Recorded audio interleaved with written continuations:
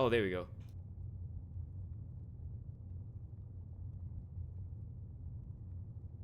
What's happening with my mic?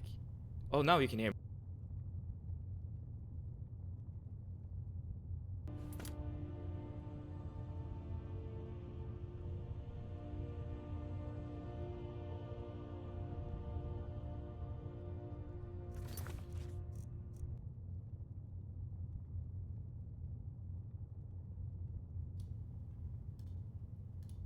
Test.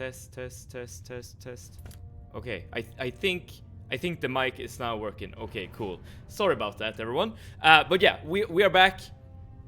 As I was saying, this will be a very poor start to such a dramatic stream. So this will be the final stream of the Elder Scrolls Marathon.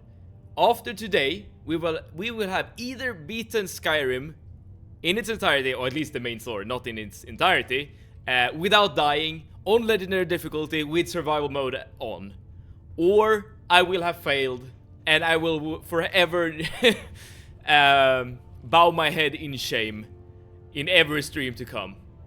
But today will be the day that decides our fate, so I am very excited to be playing some more Skyrim.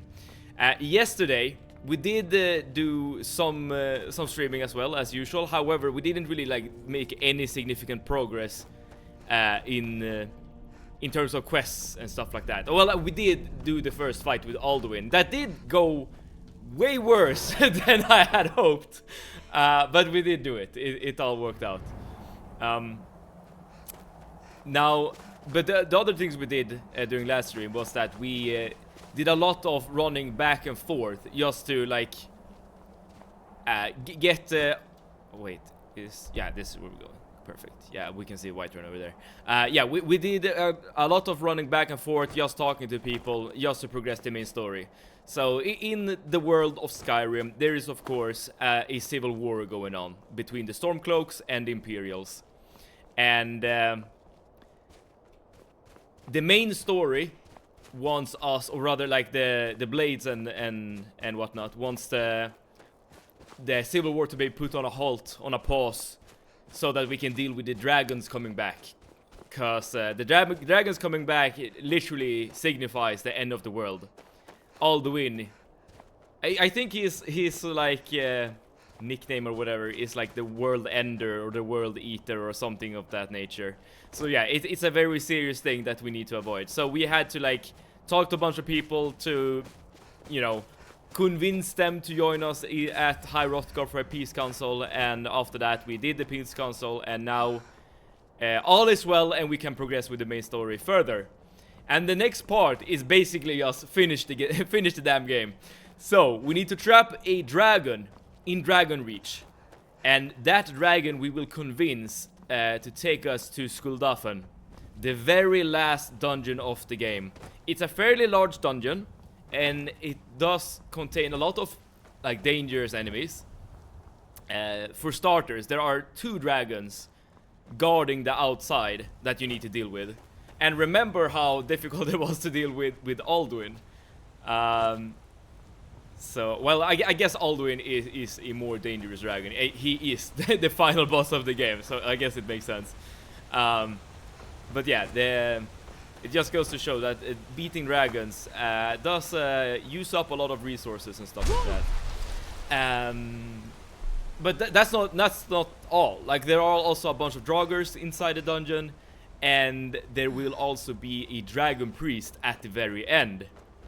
But I do have some plans how to deal with this that I am very eager to show you. I'm gonna use some strats that I've never used throughout this entire run before, especially towards the end.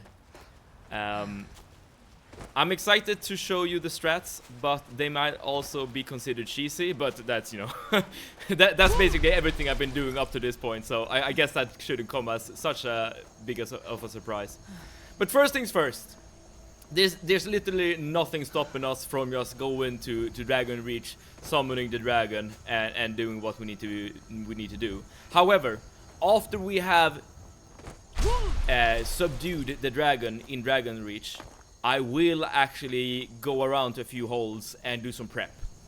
just the final touches on our build to make it ready and appropriate for Skulldafn.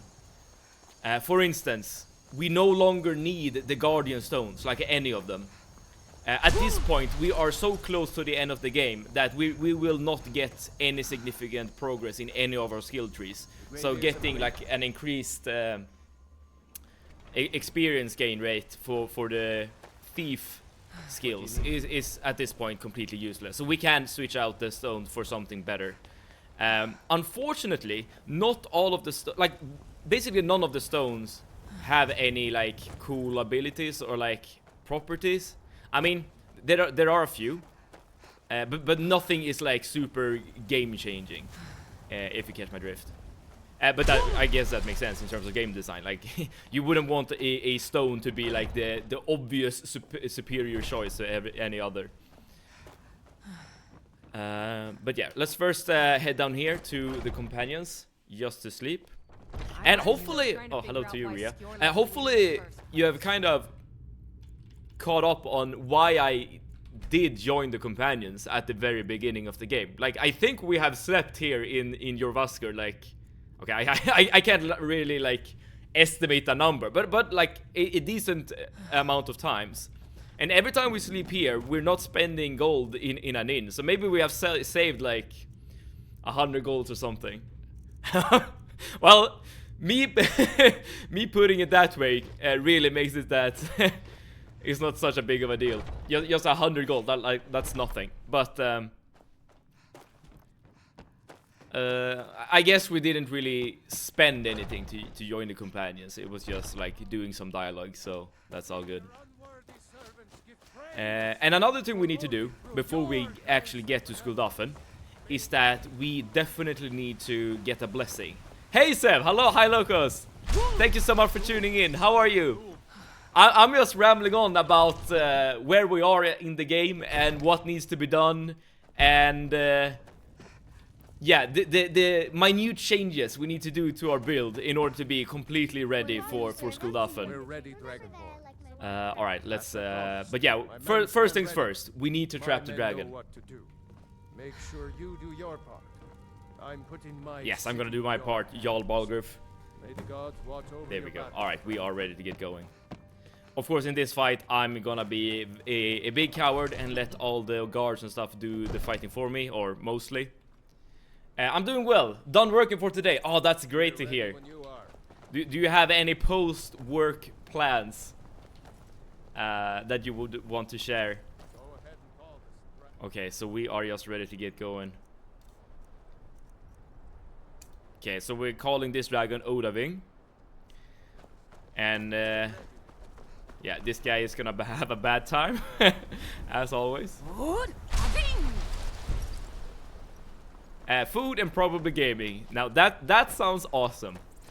A very good post-work plan for a gamer. Are you still doing Hogwarts Legacy, or you're playing something else? Okay, let's also get ready for the actual fight here. Yeah. The dude that's scripted to be taken off yep, off the balcony has been taken off the balcony.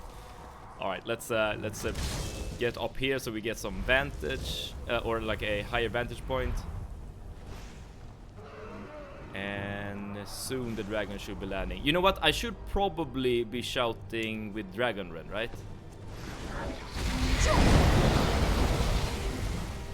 I'm not sure if that hits. Maybe not. I'm still playing that, though I got distracted again by Elin for a bit. I did look up Elin actually the other day. I'm not sure why. Okay, I guess I guess that shout didn't work. Okay, there we go. Now he's landing. I guess I don't quite understand the game. Maybe you can like fill me in on that. So it's like a pixelated open world like farming RPG kind of thing. But if I remember correctly, the Steam page also says that it has like roguelike elements that I don't understand at all, like how that like comes into play. But it does look intriguing, I will say. All right, and this fight is a walk in the park in comparison to the Alduin fight that we did last stream.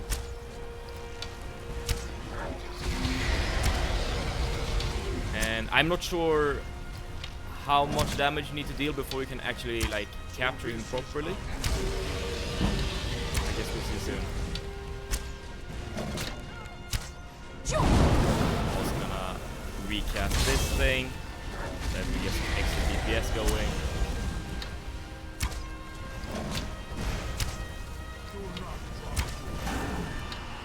Is that it? No. It looked like Days there. Yeah, it's sort of like a base builder RPG, roguelike. I suppose you've enabled the setting that say that your save gets deleted if you die. Okay. Yeah, so I guess you're also confused about the roguelike label. Maybe it was like just one of like the Steam tags that I saw, because those are not always super accurate. But yeah, it definitely looks interesting. Yeah, it's not really a typical roguelike. Makes sense, makes sense. Okay, so now we should be able to capture him, right? Okay, how does this work again? I've actually completely forgotten. I'm gonna save as well in case something bad happens. Because he's supposed to like walk towards us, right? And you're supposed to like drop down this thing on him. Yes, now he's walking. Okay, let's see. Nope, nope, okay. There, yes, that is what I was expecting. Okay, cool. Okay, Teldrin, you're good. You don't have to fight anymore. We did it. There we go. Okay. So, Odahviing has been captured. He is safe and secure here in Dragon's Reach. And in order to get to Skuldafn, you basically just have to talk to him. I'm gonna not do that for now. I'm actually gonna turn back and I'm gonna take a cart to Solitude. I'm gonna get another stone, as in another like stone sign thing. Instead of the Guardian Stone, I'm gonna switch to the Steed Stone. And the Steed Stone can be found, maybe not close to Solitude, but close-ish at least. I've been working on a mod for Elin. A race and a class. Interesting. I didn't... calm down, I'm here. You know, welcome, welcome, welcome. I didn't know that you were into modding, Hylocus. That sounds interesting. But I assume then that Elin is quite a good game if you're like willing to spend the extra time. And Eno, hello. Thank you so much for tuning in. How are you today? How are you? We have not made it to Skuldafn just yet, so you came here just in time. I'm gonna do like the final prep before we get going. Yeah, I guess we can just buy the like any potion that seems to be somewhat relevant to what we're doing. Maybe I should just buy out all the magica potions and stuff like that. Okay, now I don't have that much money left. But yeah, like we basically we're not we have no use for money at this point, so we might as well just spend everything we have. Why have you decided to not to restart if you lose this run? The reason is basically fatigue, I guess. So we are very deep into this run at the moment, right? And if I would die at like at the finish line, I would be super like disheartened, I guess. So yeah, that's basically it. I would just basically accept defeat at the point. Someone says mods. Yes, we are discussing or was discussing the game Elin. And by the way, I'm not sure if that's how it's supposed to be pronounced. However, Elin is a Swedish name, so I'm just pronouncing it as the name I'm aware of. Translation: Rage Quit. Yes. Alien. Which one? Not Alien. Alien. If you have heard of that game, it's like a pixelated. I don't claim. Yeah, as Hylocus put it, like a base building kind of game. It does look really interesting, I will say. Oh, if we could get like a cool bow, that would be awesome. As in like an upgrade or just an enchanted version of a dwarvish bow, that would be awesome. How many arrows do we got at the moment? Okay, so we almost have 200. That should be plenty.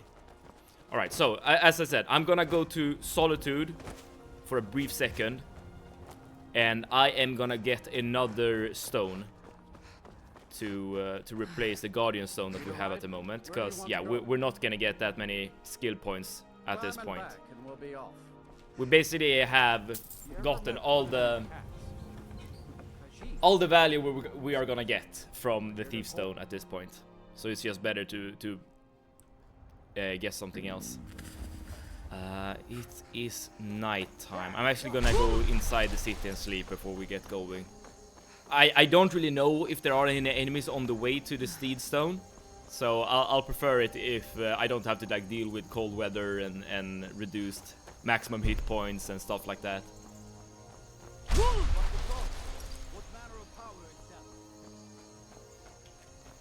But the fact that you can like pick a race and a class in Elin make it sound to me that it's very much like an RPG at its core, right?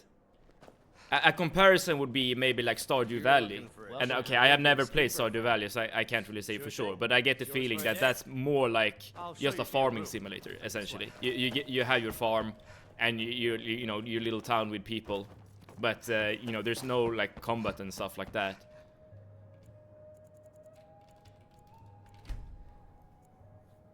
So yeah, but I don't really know anything about the game other than I've seen like some pictures on its Steam page. Let me know if there's anything else you need. All right, let's also eat some food before we get going. Okay, we are well fed. Perfect. All right.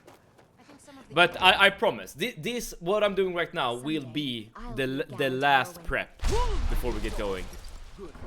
I am gonna get a shrine buff also, but that's, you know, that is very easy to get.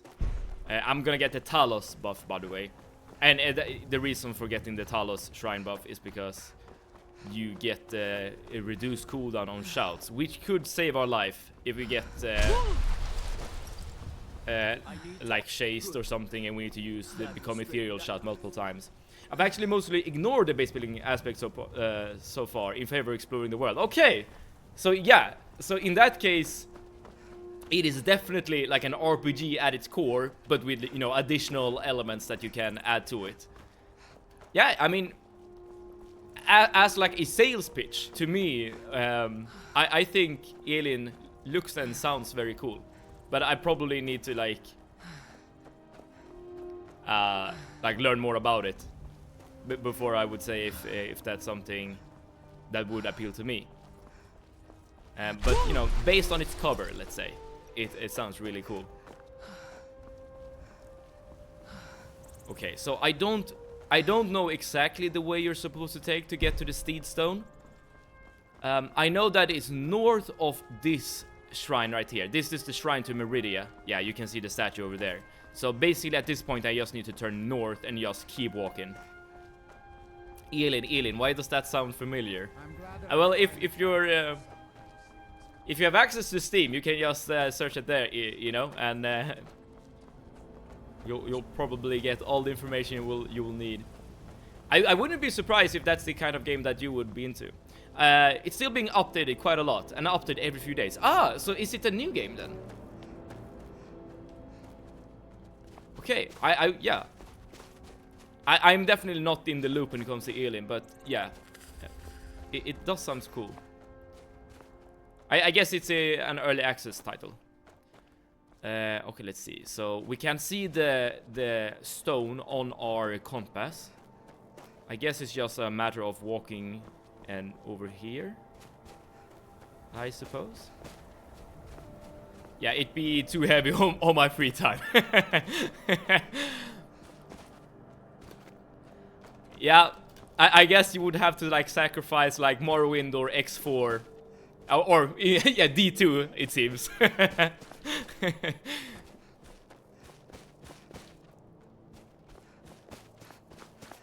Alright, but hi Locos, would you say that you would recommend the game in its current state? I mean, I assume yes, given that you're actively modding the game and you're turning down like other playthroughs to play Elin. But I still feel like I should ask. Okay, here we go. Here we have the stone. And we got here without much trouble. And now, let me explain what I want the steed stone for. Under the sign of the steed... No, sorry, I've already messed up. Those under the sign of the steed can carry more and do not suffer a movement penalty from armor. The latter part here, this is what I'm interested in. So, I've been actually looking around to see if there are any ways to increase your movement speed in Skyrim, and there aren't that many options. Of course, you can use the sprint mechanic, but that's just every single like build has access to the sprint mechanic.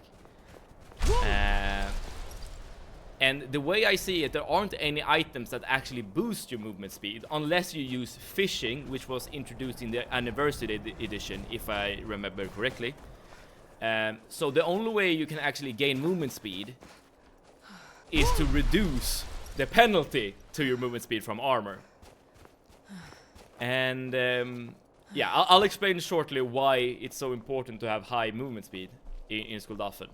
It's very replayable. I haven't really run into any bugs, and there's a lot of content. So is it like the kind of game where you make your own story, or does it like have like dedicated quests and stuff like that?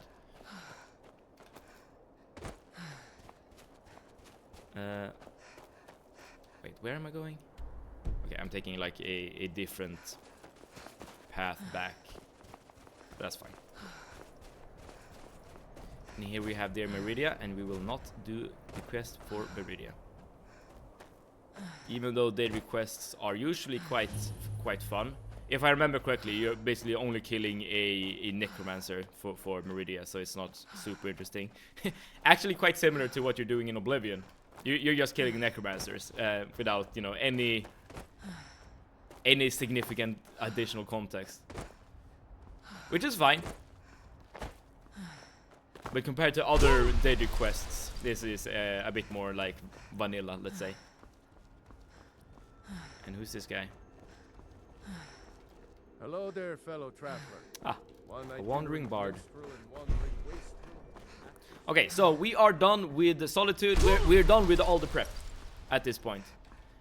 Well, as I say that, let's actually take a look at our potion supplies. So we have 5 invisibility potions.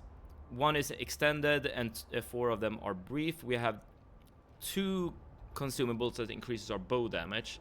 We have 1 potion that increases our health. And no, 2.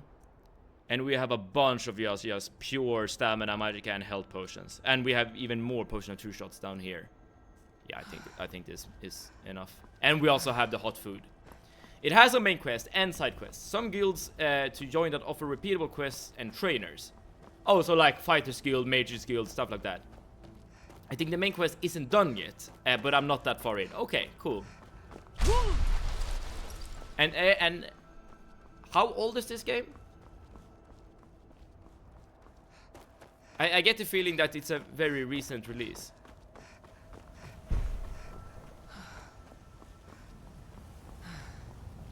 I would like to go back to Whiterun. Climb and back and we'll be off. Couldn't ask for better weather. Our gear set is decent as well. I think I would prefer another chest piece to the one we got. Like, I would prefer like a chest piece that actually increased our bow damage, of course. But I'll take what we can get. They had their first anniversary not long ago, so about a year. Okay, so fairly recently released then. Cool. It's definitely a game on my radar. I'll probably check it out at some point.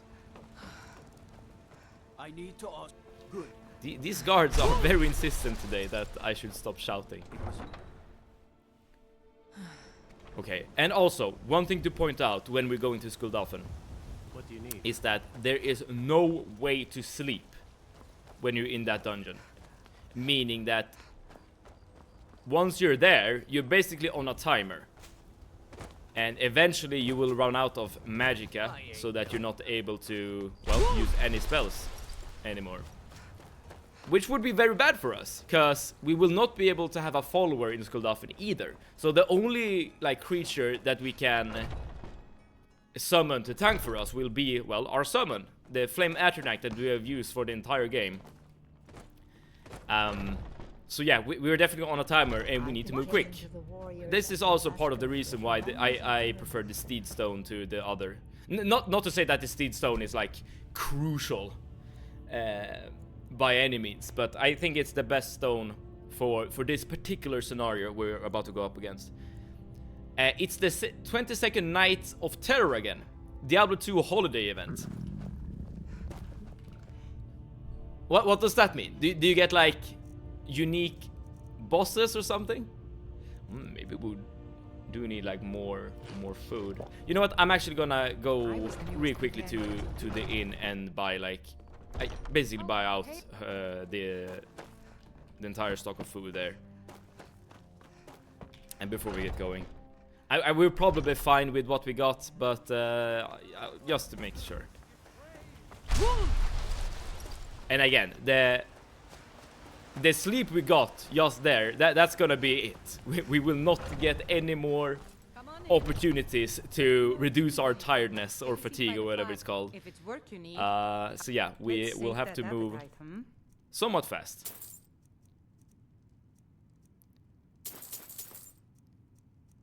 And yeah, this should be more than enough for what we are about to do. Excellent. Need anything else? Terror Stone grants an additional 25% experience bonus, and 19 Terror Stones are active all day. And everyone gets plus 250 magic fine. Okay, so it's basically like this is the time to play Diablo 2 then. If you want to get like an accelerated progression, both in terms of experience and drops. Alright, so now we also have the Blessing of Talos activated. And it's very convenient that we can get this blessing here in Whiterun. Let's see if we can see it. Yes, so we have both the Blessing of Talos, which will last for 7 hours, which reduces the time between shouts, and we also have the Amulet of Talos that does the same. And the idea behind this setup is that we will be able to become ethereal as many times as possible when we are moving forward here. Okay.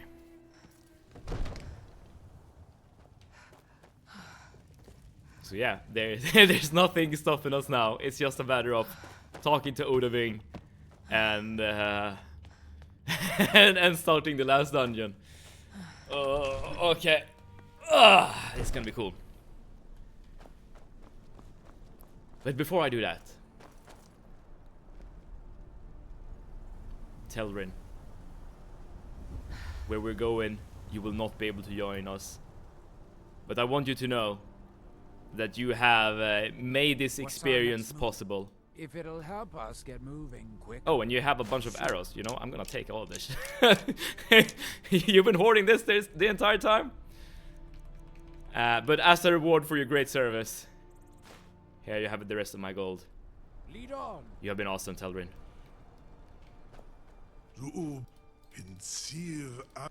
In a nutshell, terror zones in D2R are special areas that rotate every hour, where monsters spawn at much higher levels than usual. This makes them tougher but also far rewarding, faster XP and better chances at a rare loot. Makes sense. So I'm assuming that every player, if you're playing multiplayer, just converges on these zones and just go on a killing spree. It sounds a bit like the Guild Wars 2 like questing system. Or maybe like the world quests in World of Warcraft. You can play online single player. What does that mean? So that means that you're still affected by the events, I guess, but you're not like in another player's world. Only come and you free me, and I will carry you to Skuldafn. I can't believe. You sure about that? Your funeral. All right, Someone else is gonna have to help Odaving, you back. I'll hold you to your promise. Take me to Skuldafn and we will end this once and for all. No idea how long I have waited for such an opportunity. Carry on, soldier. Come on, Part of the dragon. come on. We're losing sleep.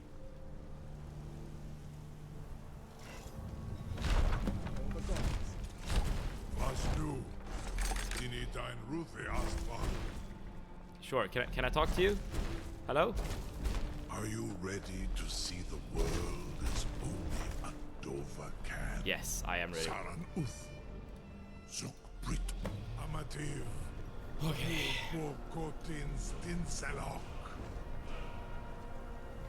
This is a nice little cutscene. I guess it's not really a cutscene, but whatever. Okay, we're doing this. Here we are. Okay. Let me explain what we're about to experience here.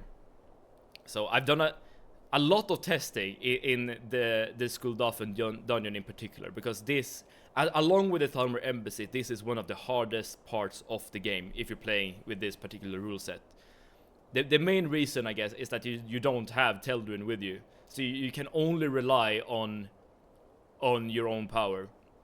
You can play offline with local characters only. You can play online single player with your Battle.net characters and take part in events like these or online multiplayer, which is fun, but it's mainly boss runs.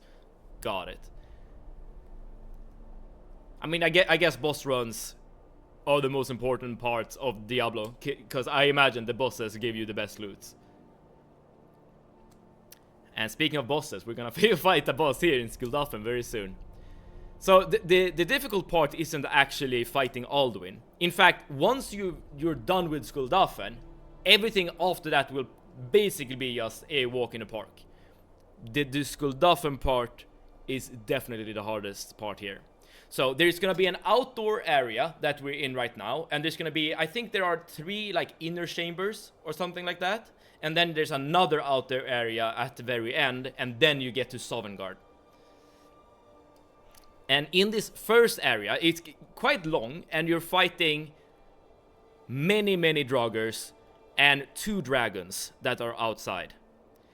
And the fact that we're fighting 2 dragons on our own, meaning no guards, no Teldrin, is very difficult, especially given our build, which relies a lot on archery.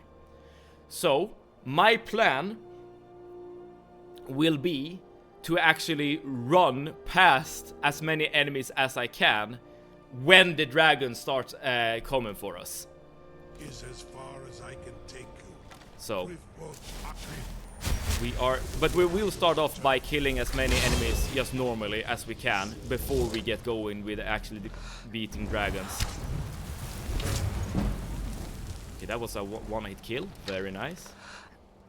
I assume this is just normal Draugrs, and for some reason we did not get a stealth attack there, but that doesn't matter because we are nice. Okay, it's cold outside here as well, but that's fine. That's no worries whatsoever. Okay, here we have the first dragon, and we are already detected, unfortunately. Well, I guess what I said was this is the time to run. Okay, so that guy is over there.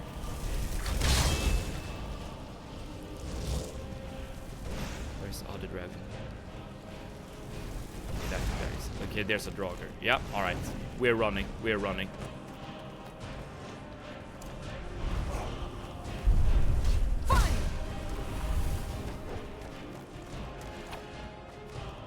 Oh, you're not actually using your stamina if you're running. There's the second dragon.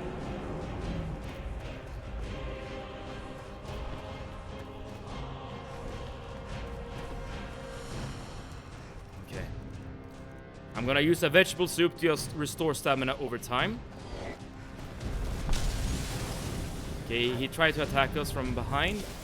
Let's do another one of these just to maybe distract someone.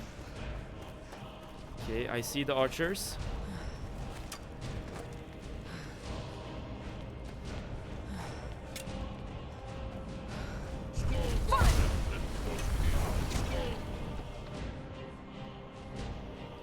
What happened there?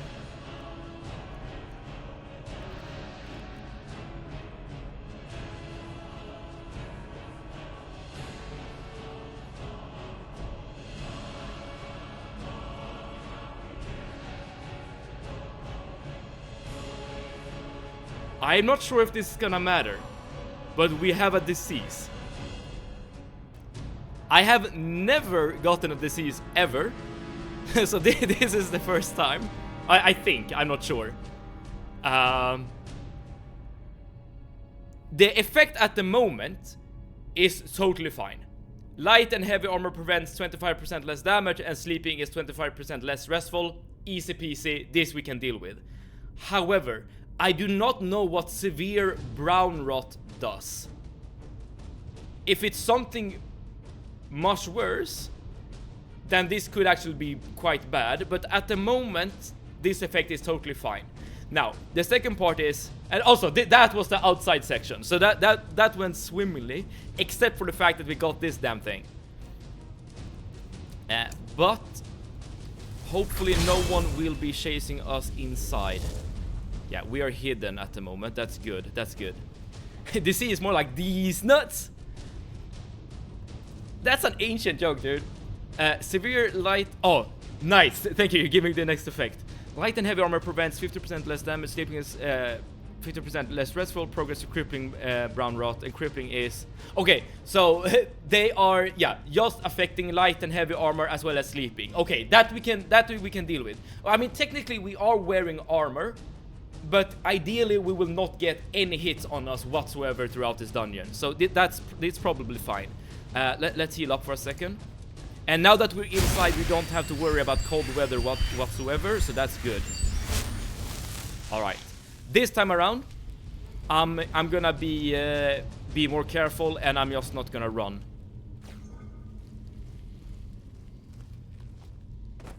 There's gonna be a lot of Draugrs inside here. There's a pressure plate. Man, I can't speak. And I want to take my time to deal with these guys. So I'm just gonna run back a little ways. And yeah, our damage output is still quite nice.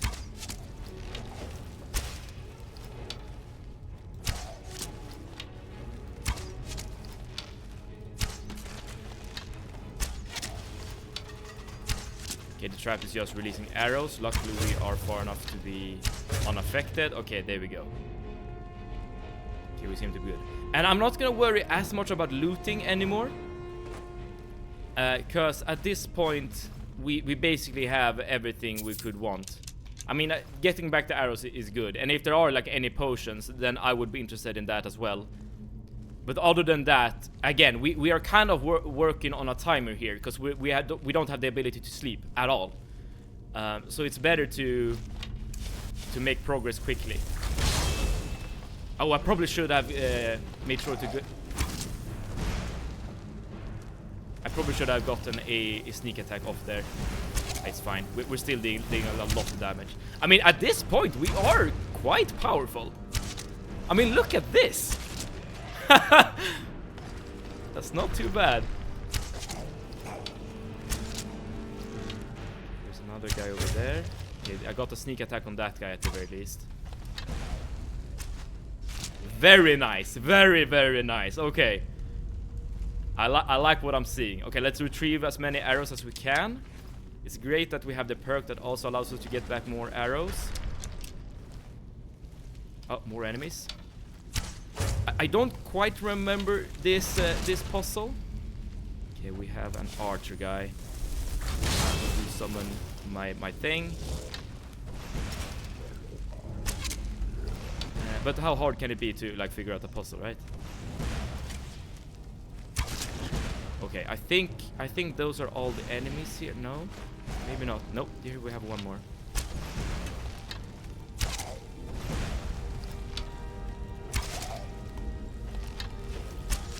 Okay, we're making great progress.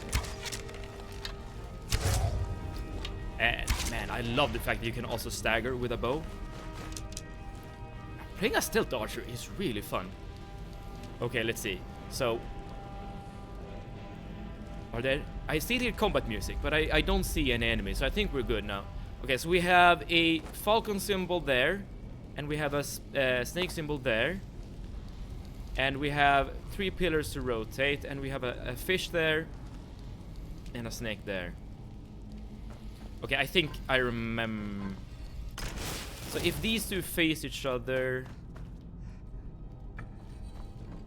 and these two face each other, and now I have the option of either a snake or bird, right?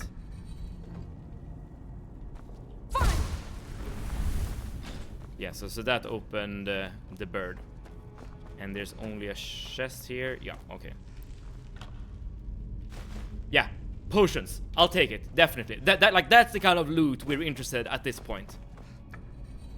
And this should open the next door. Yes. And let's get back some arrows as well, and let's get going. As I said before, there are gonna be like multiple levels of Skullduffen. And this will just be the first. I don't think there are any more puzzles though. I don't remember. But there will be traps. Okay, these will probably open, right? Yes, no, maybe. Okay, we have one enemy down there. Okay, Flamey, please take aggro. I think we're good. Okay, this is just a restless one. Perfect. I'm not sure if we're high enough level so that like Draugr overlords can spawn. If 17 is low enough, that's great for us. However, we will still have to face a dragon priest towards the very end of the dungeon. Like, that's unavoidable. I'm pretty sure other enemies are gonna spawn. Yes, exactly. Okay, we have one guy over there. I'm just gonna make sure that they're all in front of me. So you're also noticing that I'm sometimes just shooting a very low powered shot. And that is because like I'm kind of unused to the perk that allows us to draw the bow quicker. So I'm, yeah, just by not being used to the like the rhythm or whatever, I keep shooting shots that aren't as powerful. Potion of stamina, that's great. We don't need the great sword. I don't really need the gold either, but I guess I'm just looting it just because.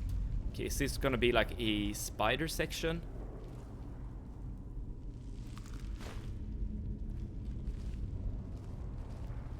Okay, we might be ambushed. Oh no, no ambush. Okay, let's make sure that we get the stealth attack in first. There we go, and now we got the guy. Or the girl. Oh. And the flame AoE aura of the Atronach is now coming in clutch because we're facing multiple enemies. There we go. Easy peasy. Very good work, man. This is such a good spell.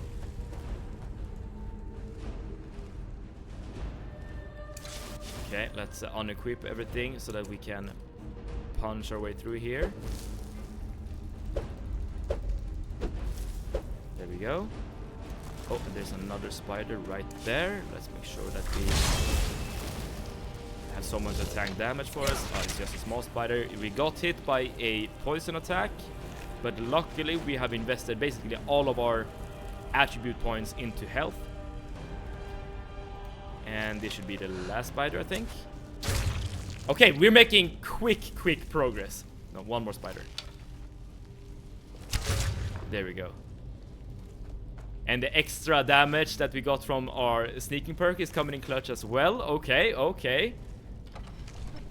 Okay, another puzzle. Okay, I was wrong. There are multiple puzzles then. Okay, I see you over there. Did you die? I haven't died yet, Communist Spiegel. And die last stream? No, this is the very last dungeon we're in at the moment. This is Guldafen. Oh, we got a level up that we can't actually get because we can't sleep. But thank you so much for tuning in, by the way. How are you doing?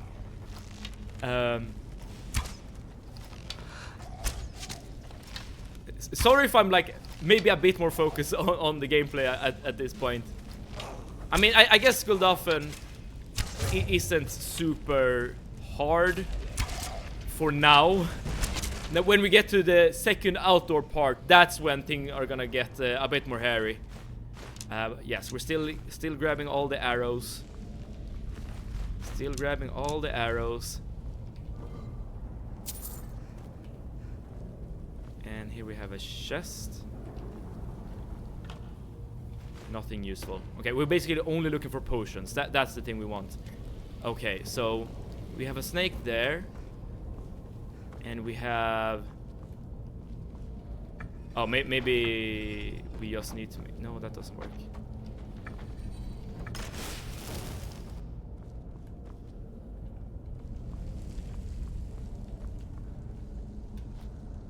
Wait, we have fish, bird. We only have the one pillar that we can change. Oh no, that's not true. Okay, so we're looking at a fish over there. So I'm pretty sure they're supposed to look at each other, the pillars that is. And that's a bird, and you're already on bird. This thing is a bit tricky to me though, because the snake can't look at the thing back there, but maybe it's alright if the snake is looking at us. Let's see. No, that was not correct. Alright, so what's the deal then? Maybe we need to make sure that the pillars are the same as the symbol over here. So bird, bird, and here we should have fish, fish. And the snake should be the same. Okay, let's try this. And that was it. Cool. Alright, but we're still not done with the inside. We still have more rooms to clear out here in the temple. But we're making great progress. Yeah, as long as we're just fighting normal draugrs and restless draugrs, we are basically unbeatable. And as long as we don't run out of arrows as well, I suppose. But that shouldn't happen.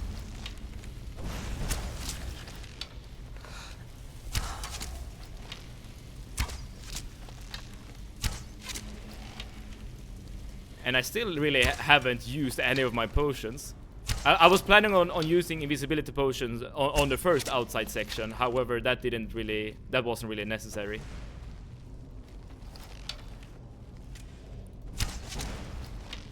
Okay, this guy was a bit more tanky. But he will go down just like the rest of them. And one more. There we go. Nice. Okay, oh, this was just an empty chest. Okay. I'm looting as many arrows as I can to get back. Poison of resist shock, sure. And remember, we didn't kill either of the two dragons on the outside, so they will still be around. But the running strat can be used on the outside, even on the second floor. Okay, let's see.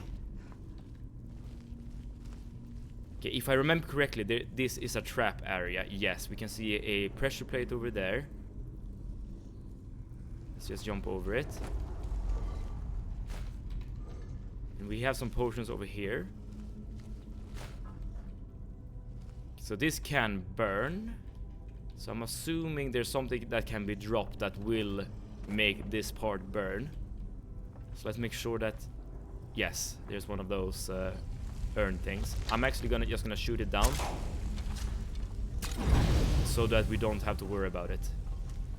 Okay, but that did spawn a few enemies, so let's make sure that Flame is here to help out. Flame did spawn under us, unfortunately.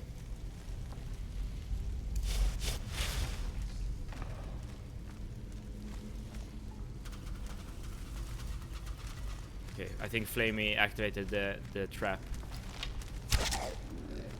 Alright, let's move down. So let's take it slow. Let them come to us. Or at least let's make sure that Flamey is standing between us and the enemy, as always. Just like so.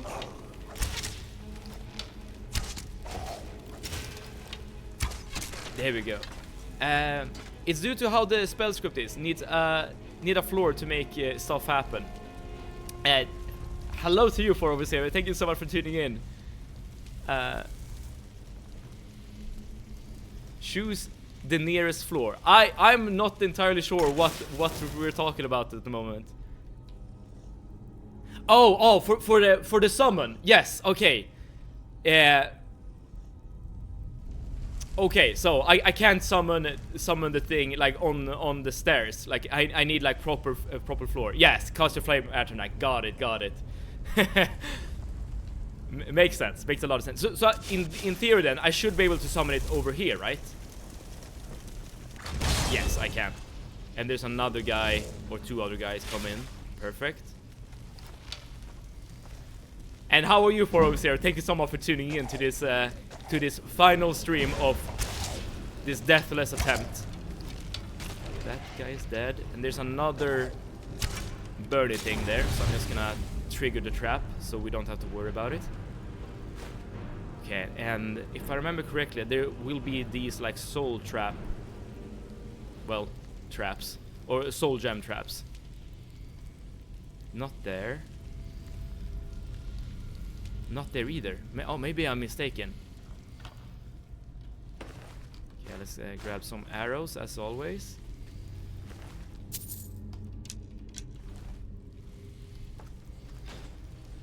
Okay, that did work. Okay.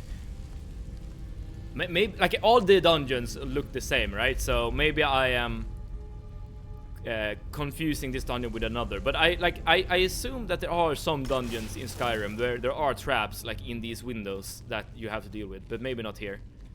Okay, but we continue on.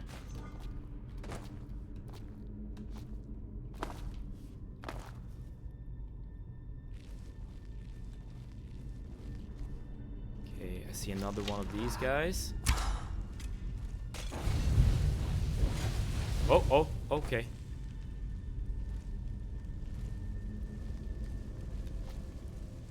Okay, another pressure plate. Good to know, And another pressure plate over there. Some gold, that's fine. We're taking it slow, we're taking it easy.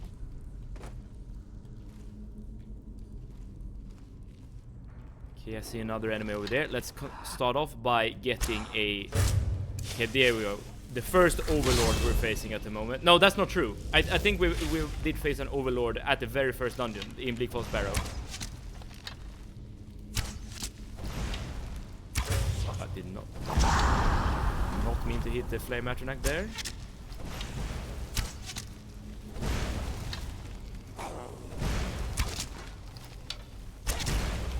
Easy peasy. Okay, and we're pickish, so let's eat something. I'm doing great. I was playing modded Skyrim as well. You know what that Wraith girl in Whiterun? Wraith? No, I don't think you do. She interrupted me when I was on the phone, so what I did was soul trap her parents and enchanted 2 iron daggers and named them after her parents, adopted her and gifted them to her. My alignment is still chaotic good. Are you sure about that? Are you sure? Okay, but is that the girl that bullies you? Or rather, like bullies all the other kids in Whiterun. But I am very happy and eager to hear your explanation to why you're still chaotic good. Yeah, she's the rude one. Maybe the explanation is she had it coming. which is fair enough. Okay, so we are looking at wolf, moth, dragon. Wolf, moth, dragon. There we go. I'm not sure how much more there is to this dungeon. Let's see. Okay, another big room. No pressure plates. Taking it slow. I see you. Oh, that was just a normal guy. Okay, we can get a shout here. There's nothing down here. I'm assuming that's just a normal dead skeleton. Yes. Okay, we continue on.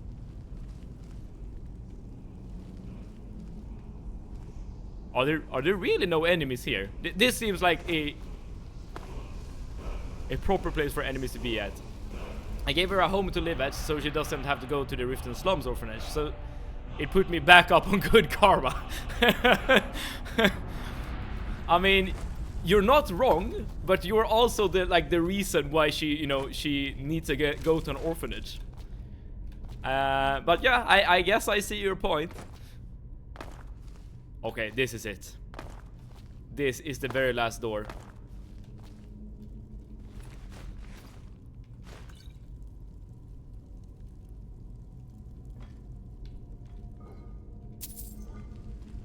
Okay. Whew. I'm gonna explain why this is the most nerve-wracking part of basically the entire run. Let's also pause so that I'm not using up my fatigue here. Okay. This is the second outside part of Skuldafen. You only basically need to turn left, go up some stairs, fight a dragon priest, and then jump into Sovngarde. Once you get to Sovngarde, everything else in the game will basically be easy peasy. You don't have to worry about anything.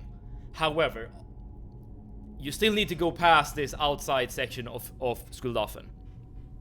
And on the outside, we will face the two dragons that we left alive, first and foremost, a bunch of draugrs, and a dragon priest. The dragon priest, in combination with the dragons, I guess, will be by far the biggest threat ever. Because he has an ability that allows him to take over or control summons. So we can't really use Flamey in order to just tank attacks. Flamey will be converted to the Dragon Priest and Flamey will attack us. We can keep resummoning Flamey. That's the thing you can do. Just to make sure that Flamey doesn't attack us. But he will keep using this spell or whatever that converts Flamey to his cause. However,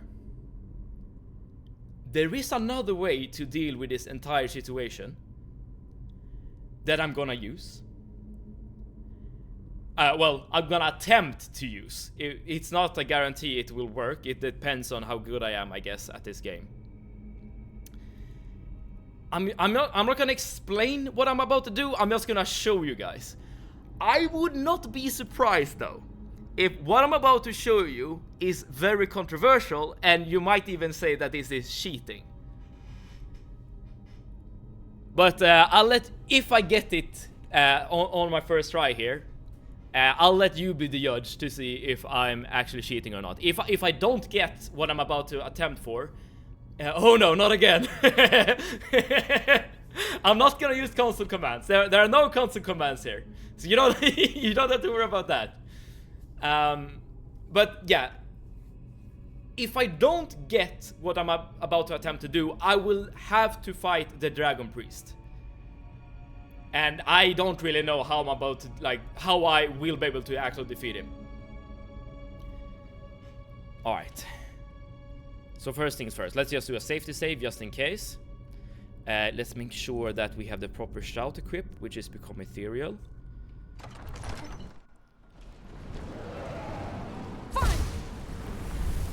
And the first thing I'm gonna do is I'm gonna eat a vegetable soup, and I'm gonna drink a bunch of potions. Draught of health, Health regen, sure, why not?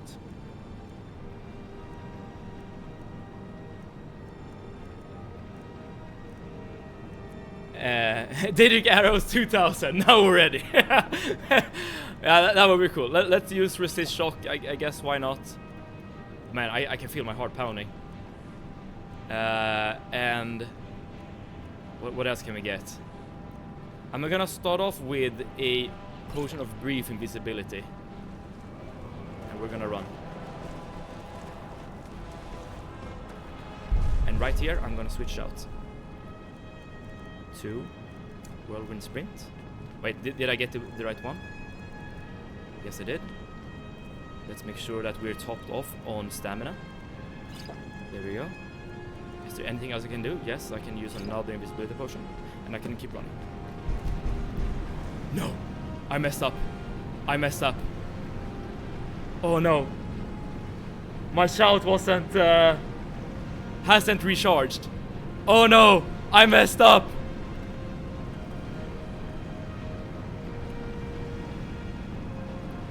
Oh, this is awful. Oh well.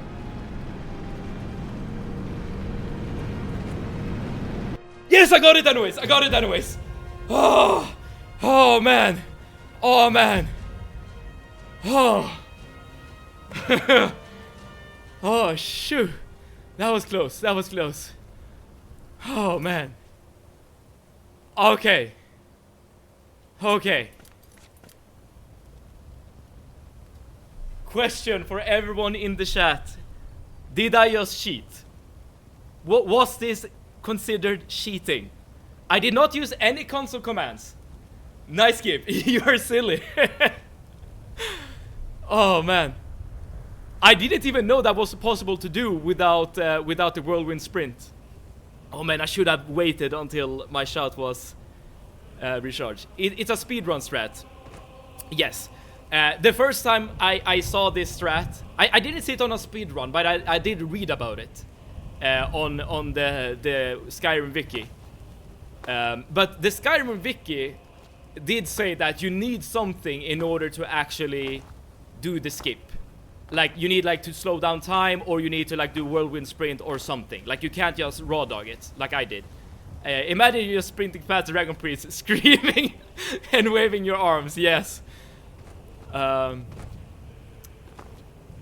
yeah. So yeah. This is not like a strat I discovered myself, but I did realize that you are able to do it by just using whirlwind sprint.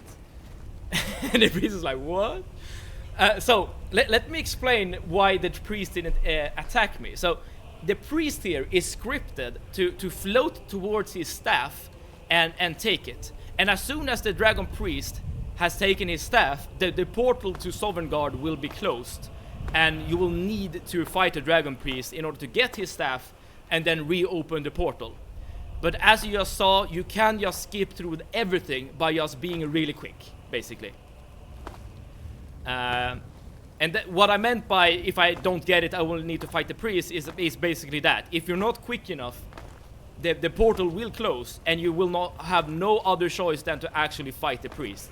And as I explained, the kit that the priest has at its disposal is very, very... It's kind of a hard counter to my kind of build. What I love about Sovngarde is that the three main class types that are in the heavens. When you go to level up, you see heaven each time. Wait, which is so cool.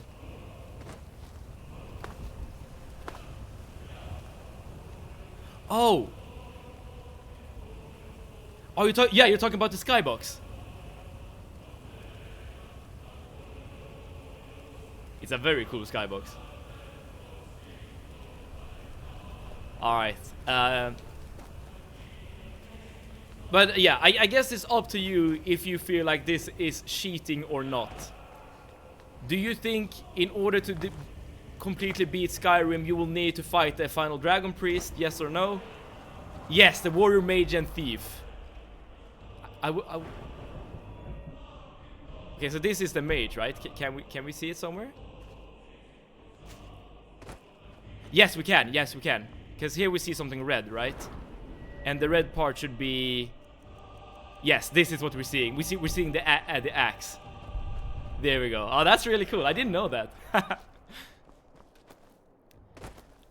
The genericest of generic. I mean, the other Elder Scrolls game also have the same split.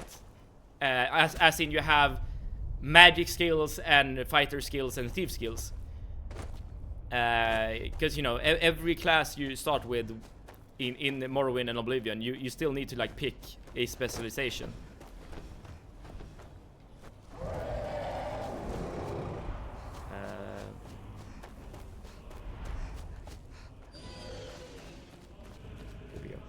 I feel like this strat is okay to use in this kind of challenge, because like everything I just utilized has been like coded into the game by Bethesda. Like it was not my decision to have the portal be open until the priest gets to the staff. That decision was made by Bethesda.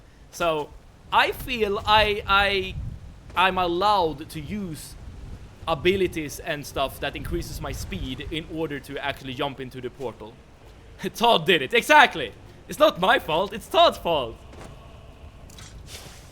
But yeah, this is definitely like the final tricky part of the game. By what right do you request? At this point, we just need to defeat Soon here, and we need to fight, Alduin, and that's gonna be so much easier than anything else we've done.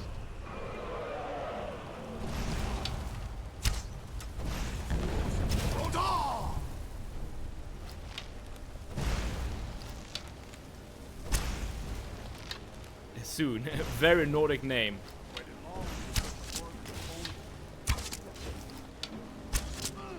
It looks like an intended strat to me. Otherwise, they would have blocked the portal from the start. Yes, exactly. That's my reasoning as well. Okay.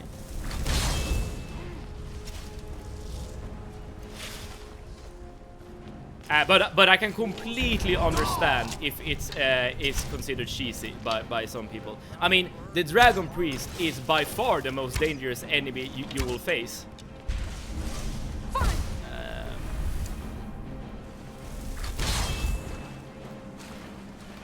Soon is dealing a lot of damage as well, it seems.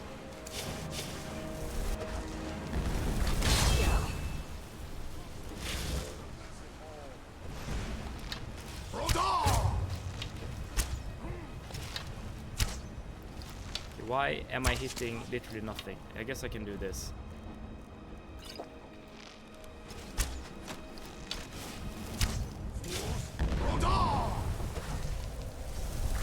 Okay, this guy is scarier than I realized. Especially if I keep missing my damn arrows. Oh, that was it. Okay, cool. Just go around and can't you? Oh, I don't know. Can you? Huh? I've never done that or even considered that. But yeah, if you can, that's way easier. Anyways, no, you get hit with divine lightning. Ah. This guy can shout too. Now it seems like everyone and their grandma can be Dragonborn.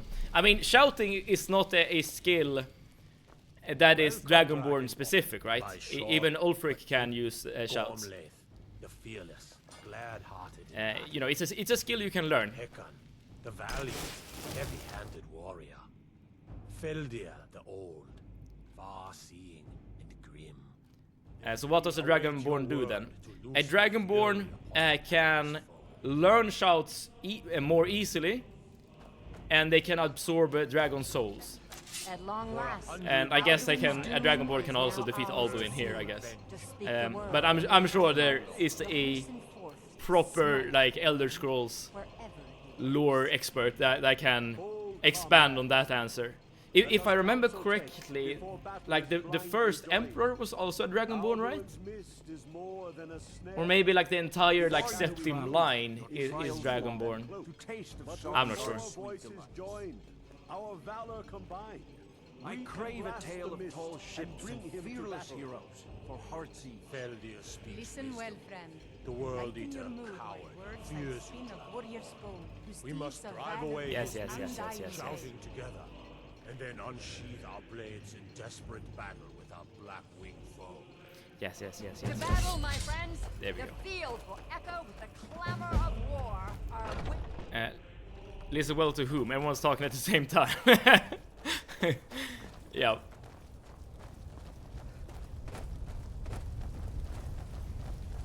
Okay, we're all here. Good. As she gets cut off. Yeah.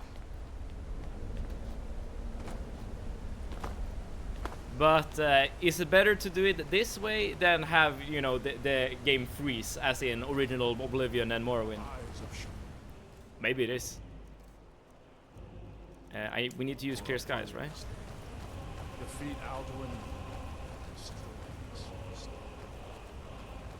Alright, the final enemy of the entire game coming up. Alduin. Time to scream a bit. Cannot fight the foe in this mist. I agree. clear skies. Combine our shouts. Alright. Look.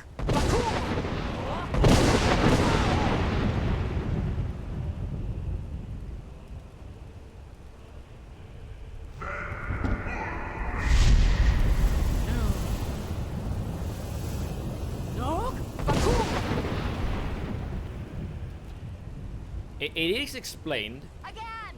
that shouting is really, or rather dragons fighting each other, is actually just a verbal debate that just happened to spawn these like fire effects and stuff. Check out the video in Discord, YouTube see it after the fight. It reminds me of warning dragons. Okay. However, I've noticed that if that were true, that a fight between dragons is a verbal debate, they are definitely just using like the same argument over and over again. Because in theory, you should be able to see multiple effects, not just like a dragon breath. But that's the only like spell effect you see from dragons. So I'm imagining it like a dragon verbal debate is just shouting the same insult or whatever over and over and over again until someone just gives up. Alright. It is go time. You're thinking about it more than Todd did. Maybe I have. Oh, I remember last time we fought Alduin, we did run out of arrows. Hopefully.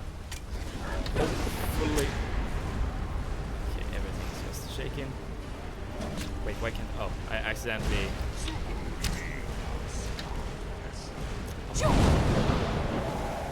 I'm just clicking random buttons that interrupts my flow here.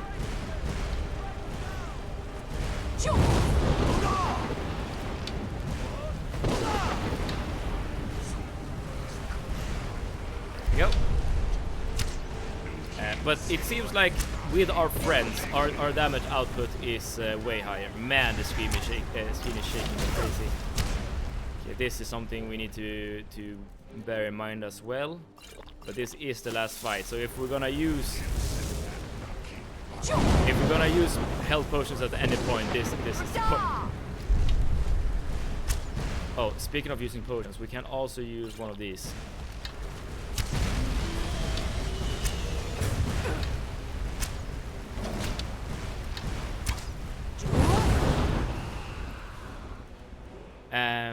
Let's get philosophical. Do you think Alduin is evil?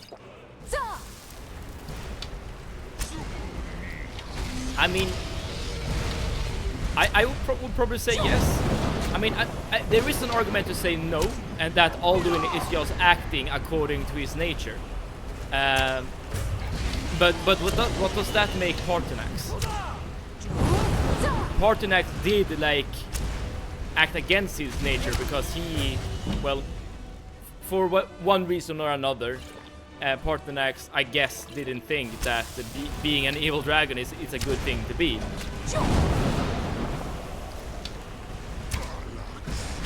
Meaning that Alduin does also have a choice, because Parthenax has a choice. And in that case, Alduin is not just acting according to his nature, he's choosing to act according to his nature, which could be evil. That makes Parthenax just as bad. He suppresses his nature, he can't change it. But doesn't that count for something? Like, I mean, it's kind of weird to talk about, I'll admit, like having a morality system that is just black and white like this. Like you're inherently evil or inherently good. You know, that's a criticism you can leverage against like Dungeons and Dragons, right? In Dungeons and Dragons, every character is categorized according to the normal like alignment table that we all are aware of. But usually, like, creatures and people are more nuanced. You know what happens when you fight your own nature? You go insane. But has Parthenax gone insane? Or maybe you're saying that you know that will happen at some point.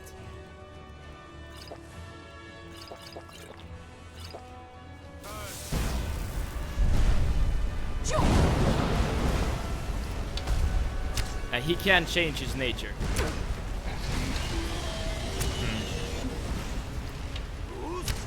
I mean, okay. If it is a guarantee, like without like any shadow of a doubt, that you will go insane if you are a dragon and you're fighting against your like dragon instincts, then yeah, maybe you can make an argument that Alduin isn't actually evil, because in that case, Parthenax will eventually go back to his old ways. Like, okay, there are two options then. Either Parthenax will go back to his old ways of being an evil dragon, or he will go insane, which could be basically just as bad. But I still think, like, the fact that Parthenax has a choice, I still think that counts for something. Parthenax makes a choice to go against his nature, and I think that makes Parthenax good, or at least he is attempting to be good, and I think that counts for something. Squidward, thank you so much for tuning in, and let's see. Oh, that's very important. Alduin has a crazy ambition, which tends to teeter towards evil. Parthenax does not seem to be as ambitious. True. There's definitely yeah. First and foremost, thank you so much for tuning in and watching the stream. But I agree, like there is a difference between the dragons, right?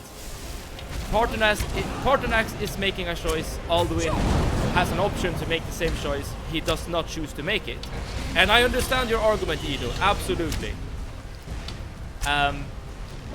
Like, if it is the case that you will literally go crazy if you go against your dragon nature for too long, then you're just postponing the inevitable. But you're still kind of aware that what you're doing and what you are is like is bad. But let's compare it to like a zombie bite in a zombie apocalypse. If you know you're bitten by a zombie bite, you know that you will eventually turn, right? And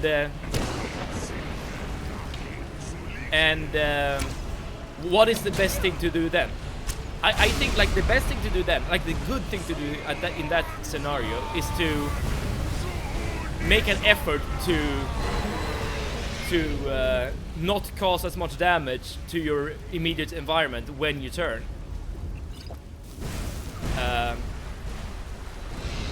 So I guess my point here is that you're in a very bad situation. Like life is unfair and the deck is stacked against you. I agree 100%. But you can still, like, even in your situation, you're still able to make choices. It is his ambitions, or it is the will to achieve his purpose. He is the World Eater. That's not a nickname. It's his literal reasons to be. I mean, maybe I am wrong by saying that Alduin has a choice. Like, maybe that's not true. like maybe he's like literally programmed to do what he's doing, and in that case, then yes, I would not consider him evil. He literally does not have a choice. And Lucius, let's see here. Hello, Seved, you intelligent, imaginative, indisposable, idealistic, impressive, independent, important, impeccable, inclusive, indomitable, immaculate influencer. When you have completed your count days, Lucius, you cheerful, did you join feasting? careful, caring. Shoot. Clarifying.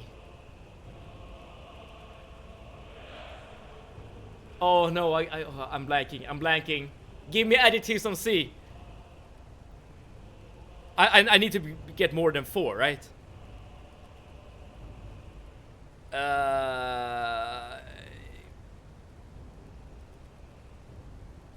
Calming. I don't know. Shatter. There we go. That was a very bad attempt from me, Lucius. I'm very sorry. Let's put it this way. Is a lion evil if it's a human? No, it's not. Conversely, if a lion suddenly decides that it won't eat a human anymore, I'm still not trusting it to turn my back. I agree. I don't think a lion would decide to not eat a human unless it's like sick or something. Because I don't think like an animal makes choices the same way humans do. But in the world of Skyrim, my impression of dragons is that they are intelligent beings. They are conscious, have the ability to reason, and so on and so forth. So I don't think the comparison between a lion and a dragon is an equivalent one. However, that's not to say that I'm not sure about the true nature of Alduin. If it is the case that Alduin must destroy the world, like he literally has no other option, this is his reason for existing, then yes. If he doesn't have a choice, he's basically just following his own programming, and I would agree, then in that case he's not evil. He literally does not have a choice. Partnerize would definitely smoke with me. I refuse to see him as evil. I agree with you, Squidward. I agree. I don't think Partnerize is evil. Or at least the fact, okay, maybe like putting it in such like white and black terms is a bit premature or whatever. I would say that the fact that Partnerize chooses to help the humans or like the mortals makes him maybe not good, but definitely less evil. I would probably define him as good, but there is some nuance there for sure. He hit the blunt and be all Croesus or some shit. Yeah, there we go. Clever, combobulating, cool sheep. Oh, damn. Hi, Locos. I'm gonna, Lucius, I'm gonna add the adjectives to my greeting there. It's surprising I didn't even think of creative. Yeah, I was blanking. I'm sorry. Why not? Partner decides it wouldn't metaphorically eat humans, or literally too. But I think his reasoning, Partner's reasoning, comes more from like a rational mind, right? A lion, I don't think a lion would rationalize to an extent where they would come to the conclusion that eating a human is wrong. Like, if a lion would not eat a human, I think it would only be because it's, like, sick or something, or maybe it's because the human has been caring for said lion for a long time. And in that case, I don't think it's as a matter of principle, it's more of, like, familiarity and caring for your caretaker. Dragons in Skyrim are just fat, aggressive mages. There is some truth to that, I guess. They are big, they shoot the lightning, or elemental damage. Dragons aren't really on the same level as humans, though, are they? Are we evil if we step on an ant? Good point, good point. I mean, you could make the argument, yes, that dragons are like a superior level of being, so that, like, the care and consideration that dragons would leverage against a human would be... Yeah, like, it wouldn't matter, basically. However, my counterpoint to that is that we probably, as humans, would probably care about stepping on ants if we knew that ants are more or less as, like, intelligent and conscious as a human would be. At least I would.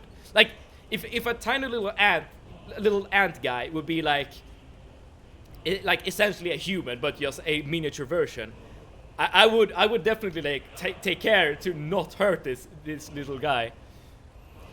To quote Chris Rock, the tiger that didn't go crazy, the tiger went tiger. Is that in reference to like a like circus accident? I do remember vaguely something about there was like a tiger or a lion in a circus act that eventually just acted as you say, a tiger.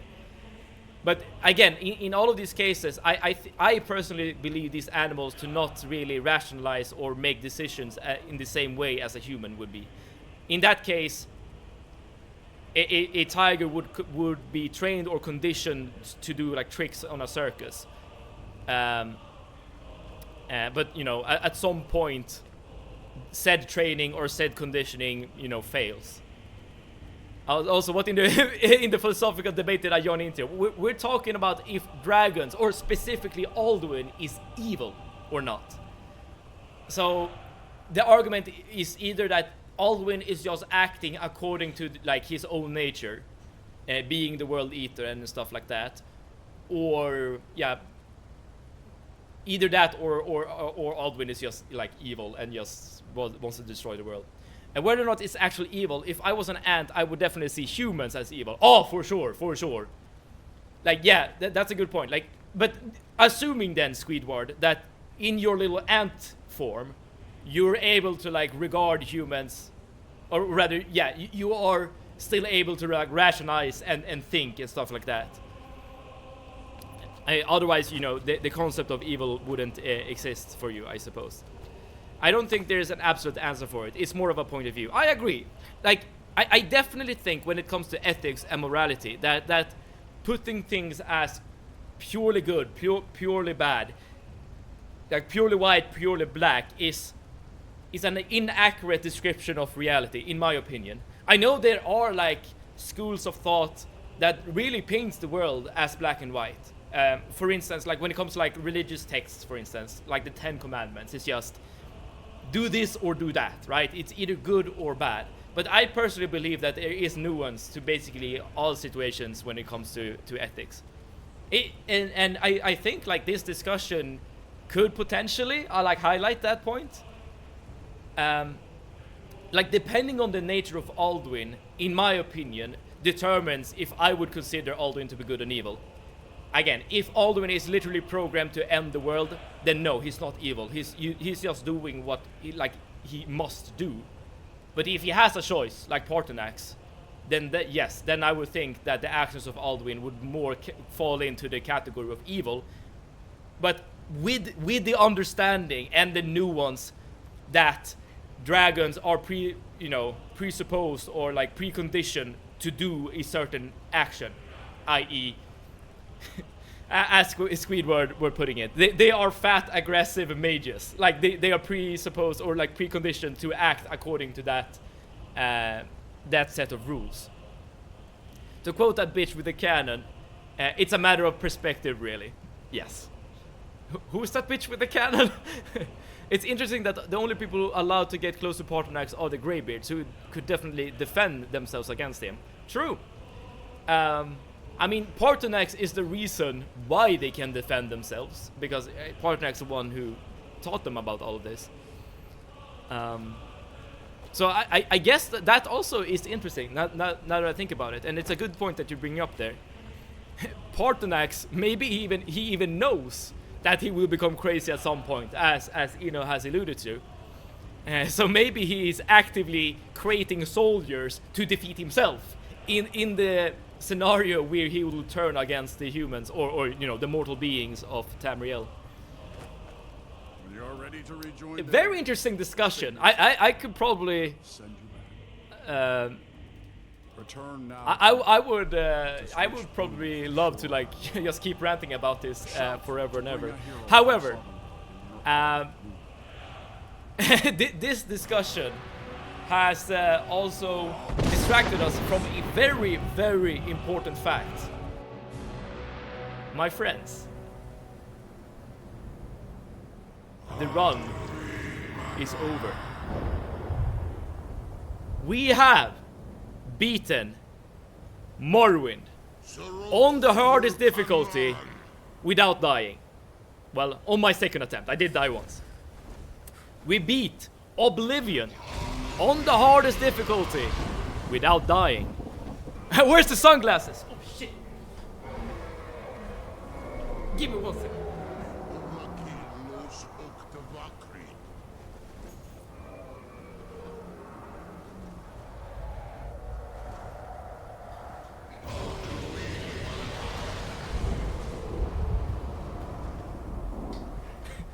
I totally forgot that I used to do this at the end of a stream.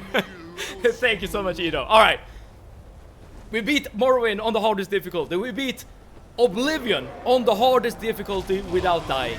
We beat Skyrim on the hardest difficulty with survival mode enabled for the entire run without dying. It did take 2 attempts, but on the second attempt, we are here at the throat of the world regarding these incredible creatures, these dragons, and we have our friend Parthenax, who may or may not be evil. I'm in the camp that he's not evil, or at least he's not completely evil. Before all others, and has always been. Yes. And you don't sound very happy about it, Parthenax. Why? No, I am not happy. The Mahi lost Undur Mahu. I understand. Alduin was once the crown of our father. You did what was necessary. Alduin Yeah, I mean, you can't blame the Dragonborn or the mortals for wanting to fight for their world, right? And you still have sympathy for him. I think sympathy is also a trait that could be considered good, assuming you subscribe to like the virtue ethics. And so you fulfilled your destiny. Perhaps now you have... Perhaps... But I forget myself. You have won a mighty victory. Savor your triumph. Goran. There we go. I feel younger than I have in many an age. How many streams have this been? It's been like... Now scattered across Kizan. I guess it says so in the title, but I can't see it at the moment. So, with this being done, let's discuss the future. 15, alright. A respectable number. I mean, it would have been shorter if I if I hadn't died the 2 times I did die. Once in Morrowind, once in Skyrim. But yeah, let's discuss the future, everyone. What will happen now that the run is done? Well, I want to keep streaming, that's for sure. It's still amazing considering it's 3 games, yeah. And it would have been way shorter if we did allow fast travel in the Skyrim playthrough.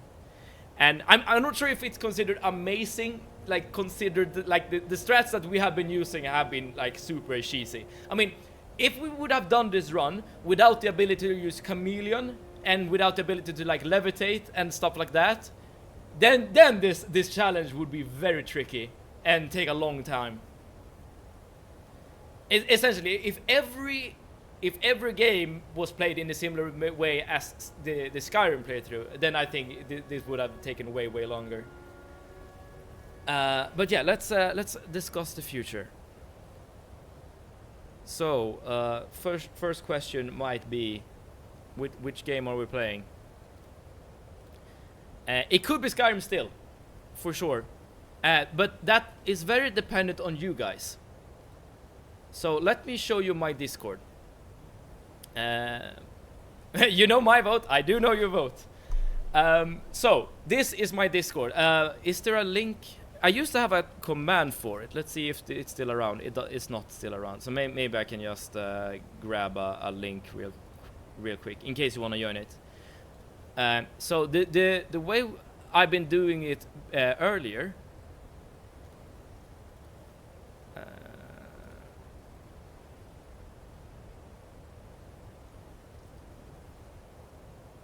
Okay, can I do this perhaps? Yes. Before, when I've been streaming, I've been putting out these like voting sessions like between streams. So here you have an opportunity, if you like, if you want to join the Discord, it's completely optional, of course, to go in and vote on a game to be played next. And these games are suggested by, well, you guys. So these are all games that have been... And Squidward, thank you so much for the follow. I'm so happy that you're here and that we were able to discuss some lore. And if you want, Squidward, you are very welcome to join the Discord as well and vote on the next game to be played. Or if you want to continue on with Skyrim, because that's absolutely an option. But yeah, this is how we have done things in the past. So, people make suggestions, either here in the stream or in Discord. It's all up to you. And you're able to, in this text channel right here, vote here. You're able to put a thumbs up on the next game you want to see played. So the games we have at the moment are Enderall. This is a Skyrim overhaul mod. This was suggested by High Locus, I think. And this is a mod I've actually been looking at for a long time. Because it looks really, really interesting.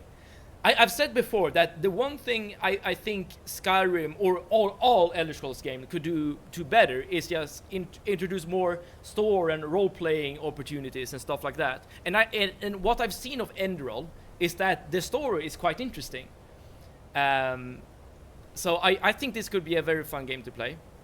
I will say though that I have some like first-person RPG fatigue at this point, given that we've been playing Elder Scrolls for the last 15 streams. So there's that. We have also this suggestion here by Eno. This is an RPG called Thaumaturge.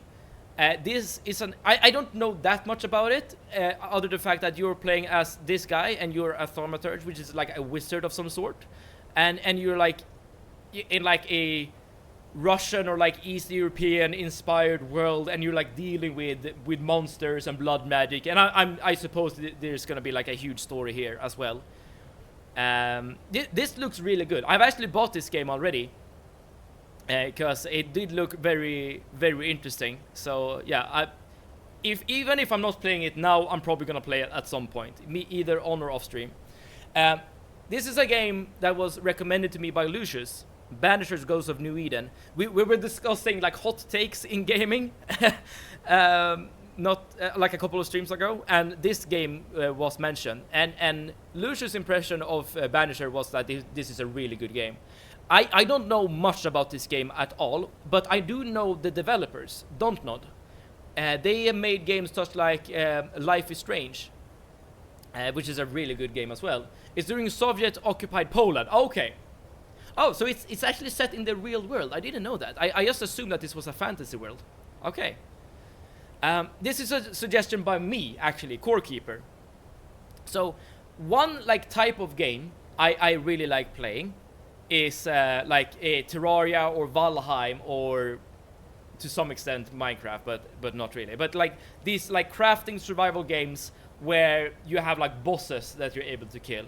In fact, the last stream we did before Skyrim, it's 4 years ago or whatever, was a stream where we streamed Valheim. And we did stream Valheim with like people in the Discord.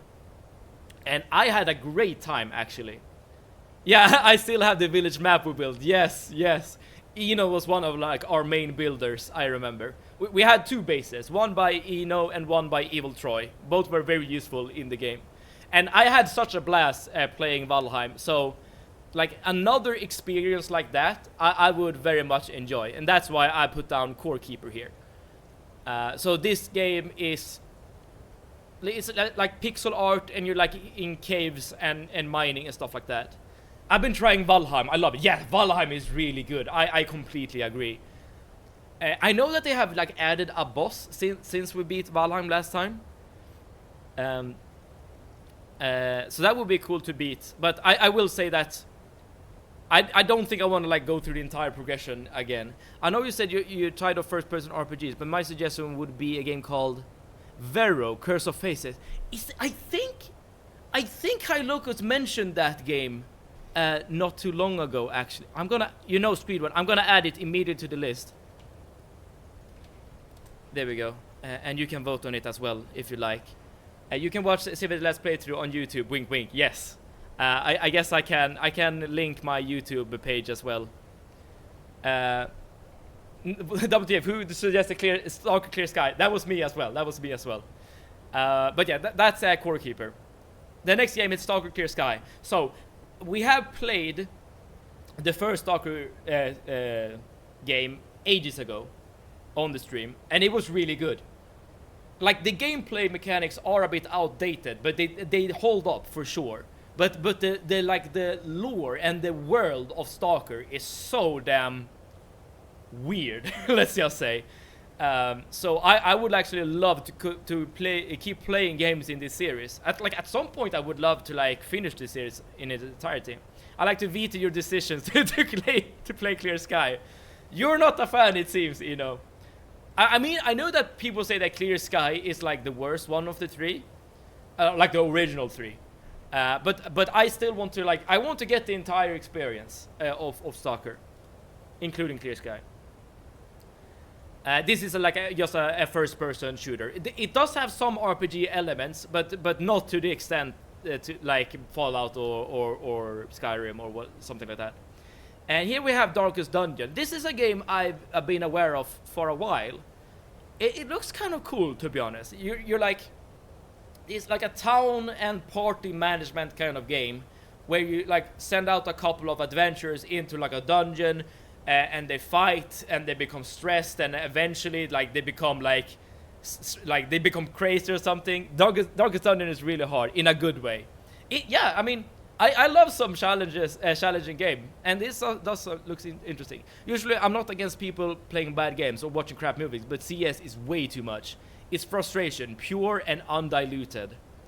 Interesting. I still say that I want to experience Clear Sky at some point, but yeah, like, I mean, it doesn't have to be the next game we play for sure. But yeah, I don't know if there's like any story in Darkest Dungeon.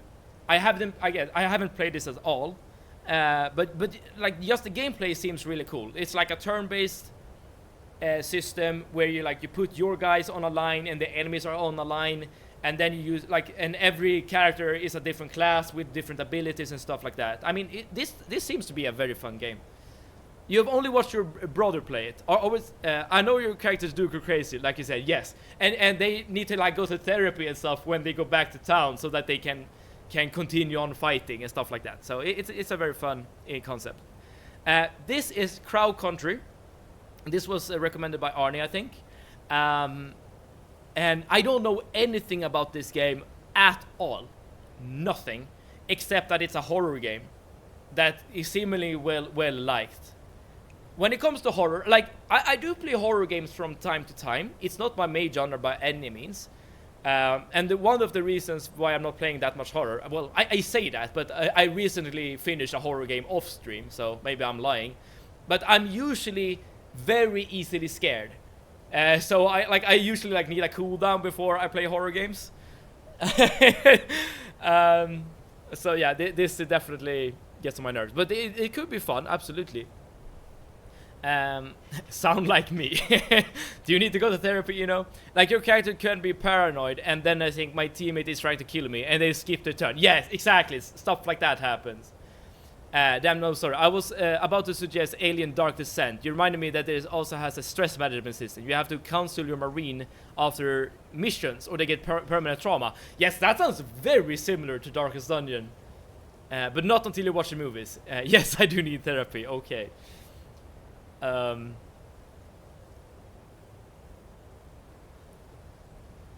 Mental health, I guess, should not be taken lightly. I'm not an expert when it comes to stuff like that, but people keep saying that therapy is a good thing, so I'll refer to them. Next game, Diablo 2 Resurrected. So this is one of those classics, right? Everyone loves Diablo that have played Diablo, at least the earlier ones. Diablo 3 and 4 can be debated, but Diablo 2 is an absolute classic. I have never played Diablo myself. I have played the Diablo 3, I guess, but not Diablo 2 or 1. And Blizzard, a couple of years ago, released this remastered version that could be fun to play. I mean, I'm sure there's a reason why Diablo 2 has such high praise. D2 is king. There we go. And here's another suggestion by me. So this is one of my favorite games that have been released lately, Baldur's Gate 3. I mean, I probably don't need to explain why this game is so good. I mean, it has 96 on Metacritic. It won Game of the Year the year it came out and stuff like that. I play this game a lot. I done like 3 playthroughs, I think. I love BG3. Yeah, me too. Like, this is fantastic. However, the reason why I put this on the list is A, I get to play Baldur's Gate 3 again, which is fun.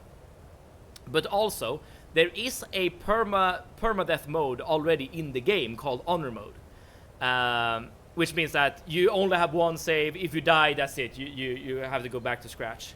And I have, in a weird way, beaten Honor Mode. So I have the achievement to have beaten Honor Mode.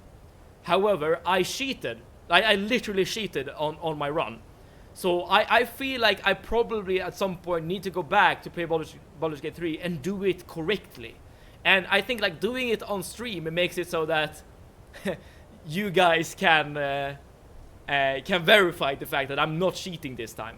So I'm actually doing it. And also, just to spice it up a bit, we can also do randomized classes. So usually you're doing like there are so many like good builds you can do. But if you're randomizing your classes, you're basically playing a roguelike at that point. You'll have to like utilize what you're getting rather than what you want to do. And I think that could be a very fun additional challenge. I always remember my Elvish Knight rogue tank. Yes, exactly my point, right? There are some like cool builds you can make. I haven't heard of that build in particular, Squidward. Eldritch Knight rogue tank. You'll have to explain to me like the ins and outs of that build, but that sounds interesting. Basically, all level 1 spell slots are exclusively for shield. Ah, makes sense. And all level 2 spell slots are for concentrating blur. Okay, so you're basically making sure that you're always at +4 AC and you always have, or enemies have disadvantage when they're attacking you. That sounds pretty good, to be honest. And you have 24 base AC. Yeah, that sounds pretty disgusting, to be honest. And of course, we have more Skyrim. So one thing that Super of Week told me, and I completely agree with this, is that when we played through this marathon, I have definitely been skipping dialogue and just... I'm not speedrunning per se, but I'm definitely trying to get through the game as quickly as possible. So I'm not really caring as much about the story and the dialogue and stuff like that. So it could be fun to keep playing Skyrim, maybe with the character we already have, but you know, step back for a second and start like truly appreciate the story and you know, take our time basically and play it more casually. And one thing I haven't done in Skyrim is I have not played through the Dawnguard DLC. So maybe that could be a fun thing to do, actually. Yeah, play through Dawnguard for the first time. You're trying to have a Skyrim focus playthrough with focus on a quest. Yes. Okay, there's also a mod suggestion here. Experience static levels rewritten and leveling freedom. It makes you get the XP from quests and map discoveries instead of actions. Then you increase your skill that you want. That's a very interesting mod, Squidward. But I'll say it right now. I don't think I would like that mod, to be honest. And let me explain why. The progression system of Skyrim and also Oblivion and Morrowind is one of the main reasons why I truly like this game series. I like the fact that you're not getting like a blanket, say, XP chunk as you're doing, like you're killing monsters or getting quests done. But rather the specific actions in the game actually increases your skills. I got tired of casting Muffle a billion times. Completely understand. That is definitely the downside of the Skyrim way to do things. And making 1,000 iron daggers and enchanting them out. Yeah, I completely understand where you're coming from. And there is also a reason why the progression system of Skyrim and Oblivion and Morrowind isn't that widely used in RPGs. I mean, it's used in like RuneScape, but that is also like more of a classic game. So I completely understand where you're coming from. But but as I said, like one of the reasons why I turn to these games is because the progression system is classic. It's different, and I really like it. I will concede though that the way that they've introduced crafting in Skyrim is kind of it's kind of brain rot, to be honest. You're just making, as you said, 1,000 iron daggers or like Dwemer bows or like golden amulets or whatever. Like it's not really that fun. I personally would have separated the crafting progression from the rest of the game, but that's an entire different discussion for later. And this is the game that you suggested right now, Squidward, Vero, Curse of Faces. I'm gonna add the Steam link eventually. I don't really know anything about this game, but you did mention it that this was a first-person RPG, so yeah, there's that. Okay, but these are all the suggestions we have in the list right now. As you can see, there are not many votes at the moment. And there are multiple reasons for not many votes. By the way, that video in general. Let's have a look.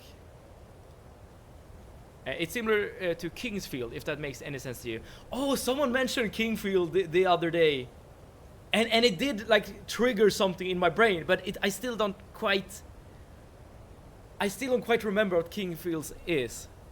Alright, let's see what kind of meme we look at. This is here. a Flammenwerfer. It werfs Flammens. This is a Nebelwerfer. It werfs Nebels. This is a Sturmgewehr. It's the Gewehr you stun with. This is a Panzerschreck. It schrecks Panzers. This is a Königsteger. It is König among Stegers. This is a Panzerfaust. It fists panzers. This is a Stug. It stugs. This is Gutschutzwagen. It's a wagon with a Gutsschutz. This is a Jagdpanther. It jags panthers. This is an M16A1. It jams. This is a Schwimmwagen. It's a wagon that swims. This is the Colt Browning M1895. It digs potatoes. This is a still hand grenade. You grab the steel in your hand and grenade. This is hard. It hard jizz. It had G's. Alright, I'll end it on that. The German language is a very practical language. But yeah, I think I've said everything that is to be said in regards to the future of the stream. I also want to add a big practical is a word for it. I mean, in fact, Swedish is very similar. That when we add like when it comes to like more complicated objects and things, we basically just add words together to create it.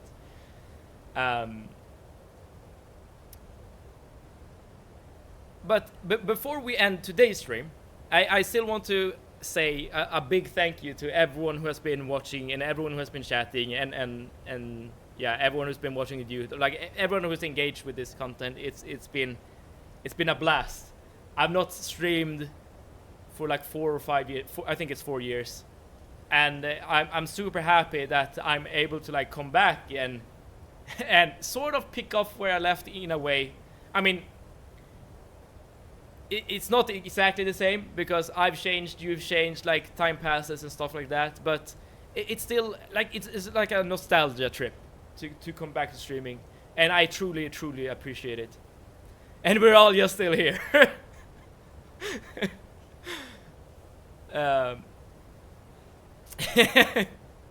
mean, I'm still here too. Yeah, but that's what I'm saying, Lucius. Like I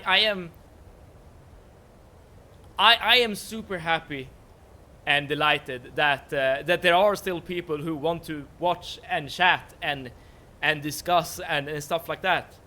It's truly the thing that like made me love streaming in the first place, and something I've been missing for like a couple of years now. And I wasn't sure that it was gonna like go back to normal when I came back to streaming, but I'm very happy that we're still here and that we're still able to play video games. So like even if like no matter like what you intend to do in regards to this stream, like maybe you want to watch additional games or maybe you don't, like it's completely fine. I completely get it, but at least I want to thank you for these few streams here. the Elder Scrolls Marathon. It's been great seeing the old faces, or the old names, I guess, and to meet new people who have been joining the stream. And again, yes, just having a blast. It's truly wonderful. So before I get too emotional, I will say this: we will stream more. The game is gonna be one of the games. Old? Who are you calling old? I'm calling myself old, damn it. And Eno, yes, me and Eno, we are old. I think many of us are fairly old here. But yeah, the next game will be one of the games on the voting list. And if you want to add more games to the list, either write to me in Discord or in stream, and I'll add it here to the game suggestions, and everyone can vote who wants to vote.